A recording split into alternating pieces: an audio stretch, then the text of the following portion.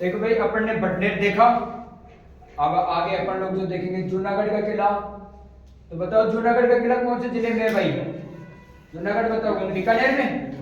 तो जूनागढ़ का जो किला है वो कहाँ पे है? तो जूनागढ़ का जो किला है ये बीकानेर में है।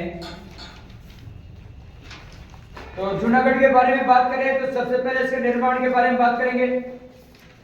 तो जूनागढ़ का जो किला है इसका जो निर्माण हुआ, इसका निर्माण हुआ जनवरी 1589 से 1594 ईस्वी के बीच में। फिर बात करें कि इसका निर्माणकर्ता कौन है?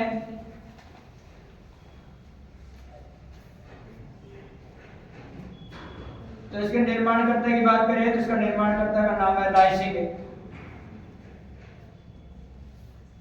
बीकानेर का शासक राय सिंह।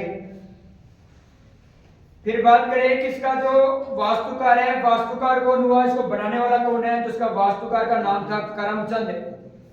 ध्यान में रखना, बीकानेर का जो जूनागढ़ है इसका जो वास्तुकार है, वास्तुकार की बात करें तो वास्तुकार का नाम आ जाएगा करमचंद। इसके अलावा इस दुर्ग की श्रेणी की अपन लोग बात करें तो इस दुर्ग की जो श्रेणी है और मेरे भाई आपकी धानवंत श्रेणी है। धानवंत के बारे में मैंने बताया ना कि राजस्थान का ऐसा दुर्ग जो समतल सतह पर बना हो या रेगिस्तान में बना हो। इसके अलावा इसके जो मुख्य प्रवेश द्वार है, मुख्य प्रवेश द्वार इसके दो है।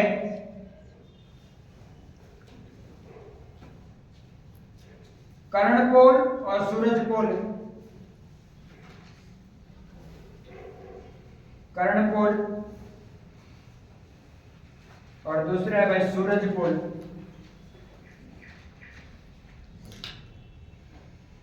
कर्णपोल और सूरजपोल। अभी तक अपन ने देखा कि जूनागढ़ का जो किला है उसका जो निर्माण है जनवरी 1589 से 94 के बीच में हुआ और इसका निर्माणकर्ता जो है राय सिंह है। वास्तुकार की बात करें तो जूनागढ़ के किले को बनाने वाला कोई व्यक्ति है तो उसका नाम करमचंद है। श्रेणी कौन सी है? तो श्रेणी धानवंत श्रेणी। अपन ने दुर्गों की एक एक श्रेणी के बारे में अध्ययन किया। धानवंत श्रेणी के बारे में बताया कि ऐसा दुर्ग जो समतल सतह है रेगिस्तान में बना हो तो धानवंत। मुख्य प्रवेश द्वार जो है कर्णपोल या सूरजपोल। इसके अलावा इसके उपनाम क्या है? तो इसे कहा जाता है भाई जमीन का जेवर, जमीन का आभूषण, जमीन का गजेटियर। तो इन नामों से इसे जाना जाता है। तो जूनागढ़ का जो किला है इसके उपनामों की अपन लोग बात करें तो इसे कहा जाता है जमीन का जेवर, जमीन का जेवर। जेवर को ही बोला जाता है आभूषण, जमीन का आभूषण भी आप बोल सकते हो। इंग्लिश में से गजेटियर बोलते हैं, गजेटियर। तो जमीन का जो गजेटियर है वो जो है ये मेरे भाई आपका जूनागढ़ का किला है। इसके अलावा राजस्थान का एकमात्र ऐसा दुर्ग कौन सा है जिसमें लिफ्ट लगी हुई है? लिफ्टें जो लगी हुई है वो मेरे भाई आपका जूनागढ़ है। लिफ्ट, ऐसा दुर्ग जिसमें लिफ्ट लगी हुई है,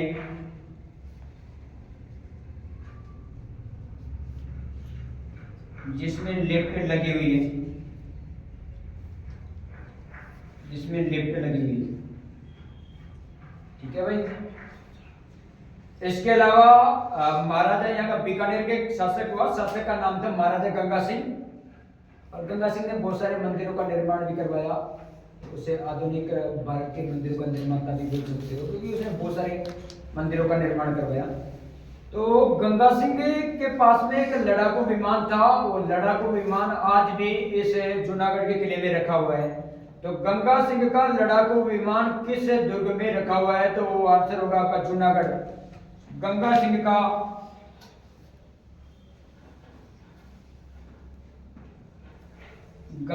का लड़ाकू विमान रखा हुआ है। गंगा सिंह का लड़ाकू विमान रखा हुआ है इसमें।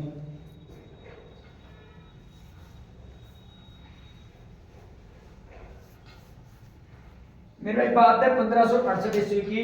मेवाड़ में शासक हुआ करता उदय सिंह और उसके दो सेनापति हुआ करते। एक सेनापति का नाम था जयमल राठौड़ और दूसरे का नाम था फत्ता। तो अकबर 1568 में चित्तौड़ के ऊपर आक्रमण करता है और उस आक्रमण से पहले जो चित्तौड़ का जो शासक था, मेवाड़ का जो शासक था महाराणा उदय सिंह, वो अनंत युद्ध से पहले गोगुलका की पहाड़ी में भाग जाता है और सेना का नेतृत्व का भार उदय सिंह के सेनापति जयमल राठौड़ और फत्ता के ऊपर आ जाता है। उन दोनों ने सोचा कि हमें हमारी मातृभूमि की रक्षा करनी है। उदय सिंह भाग गया तो कोई बड़ी बात नहीं, लेकिन हम ना जो हमारी मातृभूमि के लिए चाहे मर जाएंगे, लेकिन हमें हमारे मेवाड़ की रक्षा करनी है।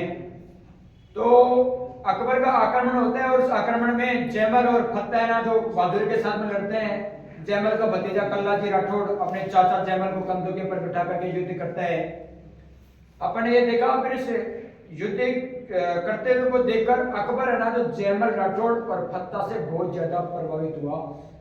तो युद्ध को जीतने के बाद में अकबर को लगा रहा है मातृभूमि के स्वामी भक्त तो भाई यही है, मातृभूमि के स्वामी भक्त तो इसके इन दोनों के जैसे होने चाहिए, जिनका शासक युद्ध से पहले भाग गया, लेकिन इन दोनों ने मातृभूमि की रक्षा करने के खातिर युद्ध लड़ा और युद्ध में लड़ते लड़ते बहादुरी के साथ में मरे। तो अकबर है ना जो इनकी वीरता और इनकी बहादुरी से बड़ा प्रसन्न होता है और इन दोनों की मूर्तियां बनवाता है और दोनों की मूर्तियों को सबसे पहले आगरा के किले में टकवाता है।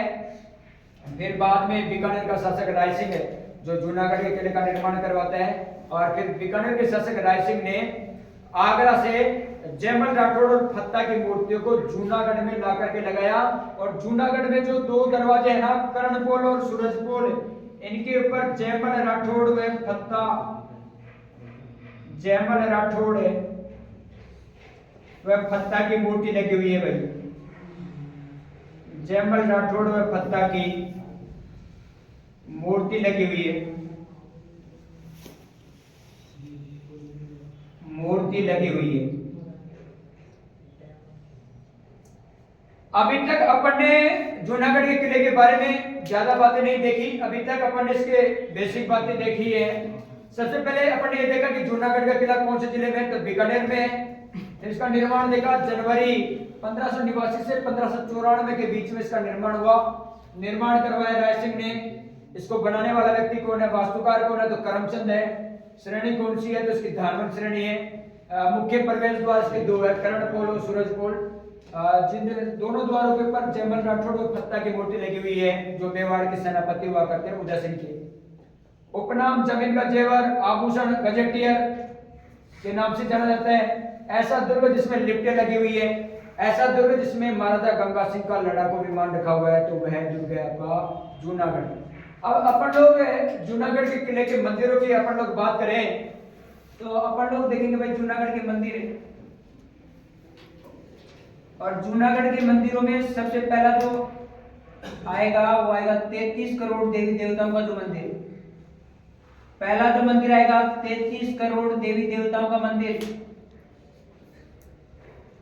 33 करोड़ देवी देवताओं का मंदिर, 33 करोड़ देवी देवताओं का मंदिर। और 33 करोड़ देवी देवताओं का जो मंदिर है इसका जो निर्माण करवाया गया और बीकानेर का महाराजा, और महाराजा का जो नाम था उसका नाम था अनूप सिंह। 33 करोड़ देवी देवताओं का मंदिर कहाँ पे है, तो 33 करोड़ देवी देवताओं का जो मंदिर है वो कहाँ पे है, आपका बीकानेर में। और इसका जो निर्माण है अनूप सिंह। ऊपर से यदि नहीं दिख रहा हो तो इसको दिखाओ थोड़ा। तो मंदिर की बात करें तो 33 करोड़ देवी देवताओं का मंदिर आपका बीकानेर में है और यहाँ पे है ना जो इसका निर्माण करवाया गया अनूप सिंह ने निर्माण करवाया। आपसे यदि पूछे कि 33 करोड़ देवी देवताओं की साल कहाँ पे है, तो 33 करोड़ देवी देवताओं की साल, साल का मतलब क्या होता है, साल का मतलब होता है खुला मंदिर।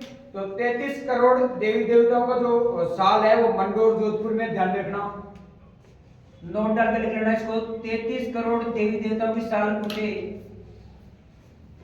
33 करोड़ 33 करोड़ देवी देवताओं की साल, 33 करोड़ देवी देवताओं की साल की बात करें तो इसकी साल आ जाएगी भाई मंडोर जोधपुर में, ध्यान रखना मंडोर में, मंडोर जोधपुर में।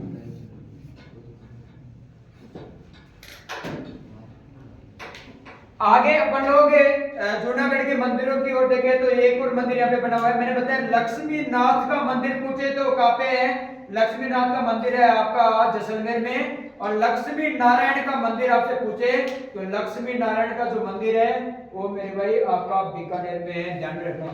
दूसरा जो मंदिर जो आ जाएगा वो आ जाएगा लक्ष्मी नारायण का मंदिर है, लक्ष्मी नारायण का मंदिर, लक्ष्मी नारायण का मंदिर। और ध्यान में रखना लक्ष्मी नारायण का जो मंदिर है इसका जो निर्माण करवाया गया, इसका जो निर्माण है वो निर्माण करवाया यहाँ का शासक हुआ रतन सिंह है। यहाँ का शासक हुआ, शासक का नाम था रतन सिंह है और रतन सिंह ने लक्ष्मी नारायण के मंदिर का निर्माण करवाया।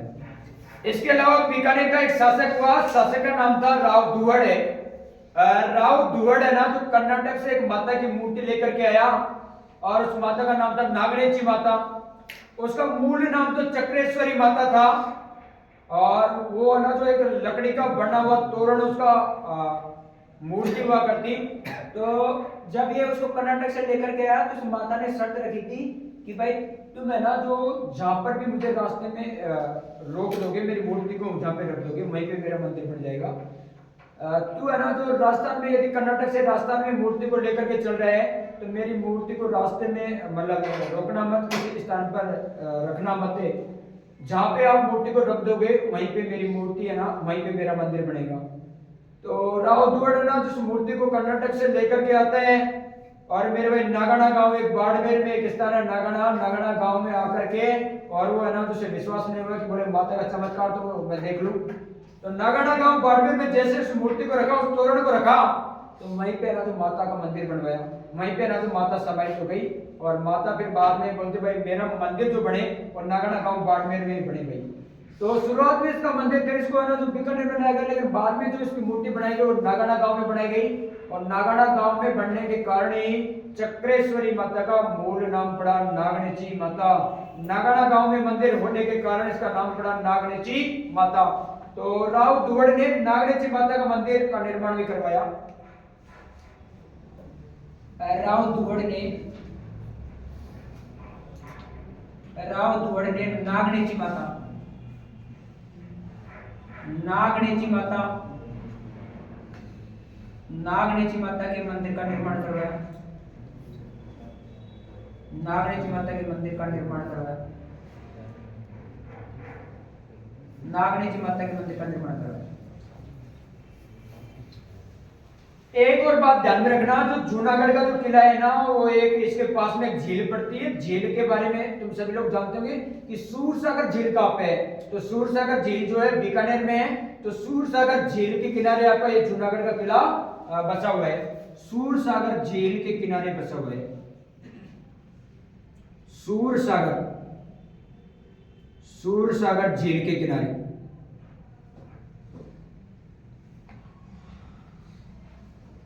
सूरसागर झील के किनारे स्थित है। सूरसागर झील के किनारे स्थित। और बात करें तो अपन लोग पढ़ते हैं इसके महल। दुर्ग के महलों की बात करें तो सबसे पहले अपन लोग पढ़ेंगे अनूप महल।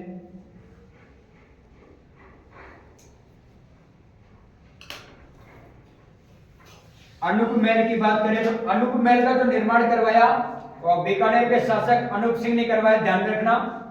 इसका जो निर्माण करवाया वो अनूप सिंह ने करवाया।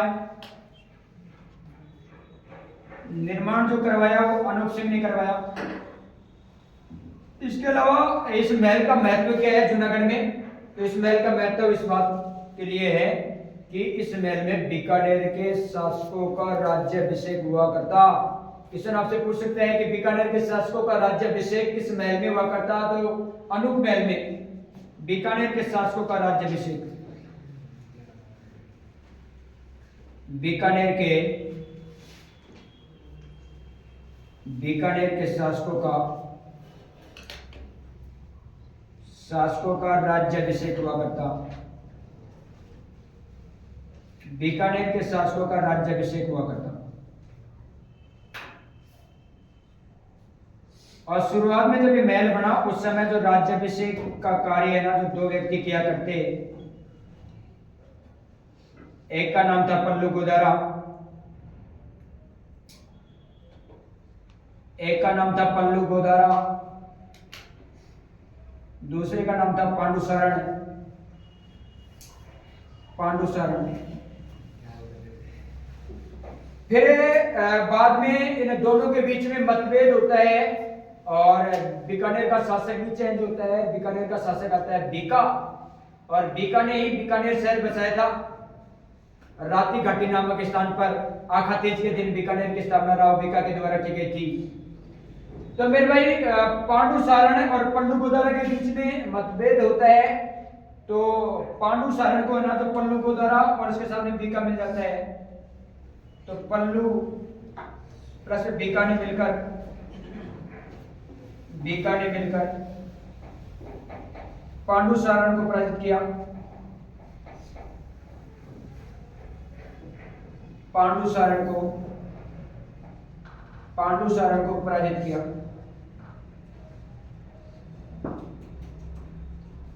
पराजित तो कर दिया। फिर इसके बाद में जो बीकानेर के शासकों का जो राज्याभिषेक जो करेंगे वो पल्लू गोदारा के वंशज करेंगे मेरे भाई। आगे इसके बाद में जो बीकानेर के शासकों का जो राज्याभिषेक की जो प्रक्रिया है उसमें भाग लेंगे पल्लू गोदारा के वंशज। दूसरा महल की अपन लोग बात करें तो दूसरे नंबर का जो महल आएगा वो आएगा बादल महल है। बादल महल। और मैंने आपको जब दुर्ग स्टार्ट किया था जैसलमेर का जब सोनारगढ़ पढ़ाया तो उसमें मैंने राजस्थान के 4 बादल महल प्रमुख रूप से बताए। सबसे ऊंचा आपसे बादल महल पूछे तो सबसे ऊंचा राजस्थान का सबसे ऊंचा बादल महल और सोनारगढ़ का है। और सोनारगढ़ का जो बादल महल है 5 मंजिला है, स्थानीय कारीगरों के द्वारा बनाया गया था और उसी के पास में ताजिया नामक टावर बसा हुआ है। सबसे ऊंचा जो बादल महल जो पूछे तो आपका तारागढ़ का सोनारगढ़ का आएगा। सोनारगढ़ जैसलमेर का सबसे ऊंचा बादल महल। दूसरे नंबर का जो बादल महल आएगा वो जूनागढ़ का, और जूनागढ़ का जो बादल महल है ये सोने की नक्काशी के लिए जाना जाता है, ध्यान में रखना। बीकानेर का जो बादल महल है सोने की नक्काशी के लिए जाना जाता है। इसके अलावा आपका तीसरा नंबर का जो बादल महल है वो आपका चित्तौड़गढ़ का बादल महल है, जिसमें है ना जो 1540 ईस्वी में बादल महल की जूनी कचहरी में 1540 ईस्वी में महाराणा प्रताप का जन्म हुआ था, इसीलिए प्रसिद्ध है। और चौथा जो बादल महल है वो मेरे भाई आपका जो है वो नागौर का है। और नागौर में जो बादल महल है उन महलों में वास्तविक बादल महलों का आवास होता है। वो ऐसे लगते हैं कि भाई वास्तव में ये जो बादल महल है वो आकाश के टच में है, बादलों के टच में है, ऐसा प्रतीत होता है। तो वास्तविक बादल महलों का आवास कहाँ पे होता है तो नागौर में होगा। लेकिन अपन लोग बात कर रहे हैं जूनागढ़ की, तो जूनागढ़ का जो बादल महल है ये है ना जो सोने की नक्काशी के लिए प्रसिद्ध है, ध्यान में रखना। दूसरा जो महल देख रहे हैं बादल महल सोने की नक्काशी के लिए प्रसिद्ध है, सोने की नक्काशी के लिए प्रसिद्ध, सोने की नक्काशी के लिए प्रसिद्ध, सोने की नक्काशी के लिए प्रसिद्ध। इसके अलावा तीसरा जो महल आएगा इसका नाम है भाई गजविलास महल। गजविलास महल। और गजविलास महल का जो निर्माण करवाया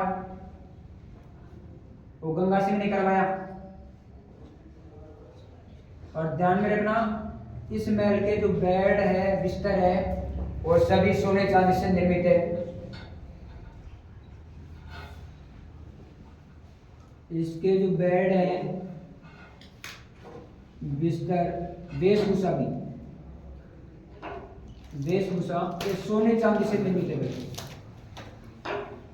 सोने चांदी से निर्मित है।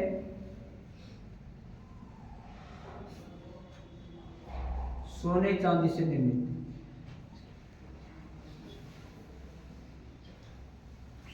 इसके अलावा अपन लोग जूनागढ़ की और विशेषताओं की बात करें तो जूनागढ़ में आपका एक यहाँ पे एक पुस्तकालय बना हुआ है और उस पुस्तकालय का नाम है अनूप संस्कृत पुस्तकालय। ध्यान में रखना अनूप संस्कृत पुस्तकालय कहाँ पे है तो वो जूनागढ़ में है। अनूप संस्कृत पुस्तकालय, अनूप संस्कृत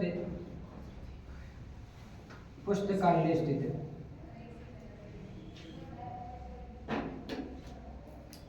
और जिसमें राजस्थानी साहित्य में अपने एक व्यक्ति का विशिष्ट योगदान है, उसका नाम है एलपी टेसीटोरी। तो एलपी टेसीटोरी के ग्रंथों का संकलन कहाँ पे रखा हुआ है? तो मेरे भाई ध्यान रखना, अनूप संस्कृत पुस्तकालय में, अनूप संस्कृत पुस्तकालय में एलपी टेसीटोरी के ग्रंथों का संकलन है, ध्यान रखना। ये जो पुस्तकालय है यहाँ पे एलपी टेसीटोरी, एलपी टेसीटोरी, एलपी टेसीटोरी के ग्रंथों का संकलन है, ग्रंथों का संकलन।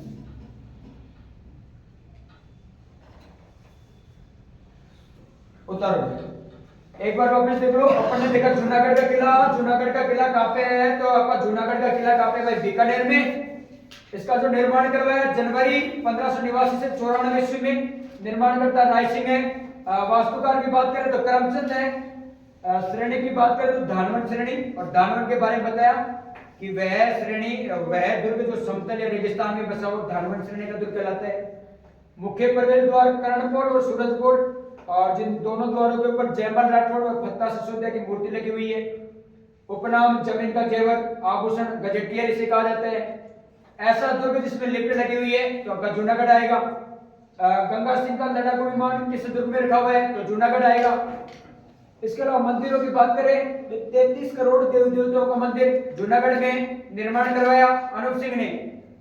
इसके अलावा 33 करोड़ देवी देवताओं की साल, साल का मतलब बोले तो खुला मंदिर, खुला मंदिर कहाँ पे? मंडोर जोधपुर में। लक्ष्मी नारायण का जो मंदिर है इसका निर्माण रतन सिंह ने करवाया, और राव दुहड़ ने नागनी जी माता के मंदिर का निर्माण करवाया। राव दुहड़ बीकानेर का है, लेकिन इसकी मूर्ति है नागनी जी माता की, वो नागाना गांव में। नागाना गांव कहाँ पे? बाड़मेर में। नागाना गांव में होने के कारण इस माता का नाम पड़ा नागानी जी माता। इससे पहले इसका नाम चक्रेश्वरी माता नाम था। फिर अपन लोगों ने देखा कि ये जो जूनागढ़ का जो किला है सूरसागर के किनारे एक झील है सूरसागर, उसके किनारे स्थित है। महलों की बात करें तो अनूप महल, इसका निर्माण अनूप सिंह ने करवाया। इस महल का महत्व इसलिए भी है क्योंकि यहाँ पर बीकानेर के राठौड़ों का राज्याभिषेक हुआ करता, और राज्याभिषेक दो व्यक्ति किया करते। शुरुआत में पल्लू गोदारा और पांडु सारण, बाद में इनके बीच में झगड़ा होता है। इसमें जो बीका है पल्लू गोदारा का साथ देता है, दोनों ने मिलकर के पांडु सारण को पराजित किया। फिर बाद में पल्लू गोदारा के वंशज है ना जो बीकानेर के शासकों का राज्याभिषेक करते हैं। आगे देखें तो बादल महल, और मैंने बताया राजस्थान के 4 बादल महल, ऊंचे ऊंचे बादल महल 4 ध्यान में रखो। सबसे ऊंचा जो बादल महल है सोनारगढ़ का, सोने की नक्काशी के लिए प्रसिद्ध बादल महल जूनागढ़ का।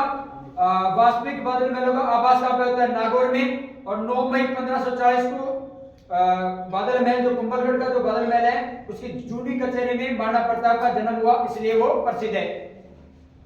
फिर इसके अलावा अपन ने देखा गजविलास महल निर्माण करवाया गंगा सिंह ने।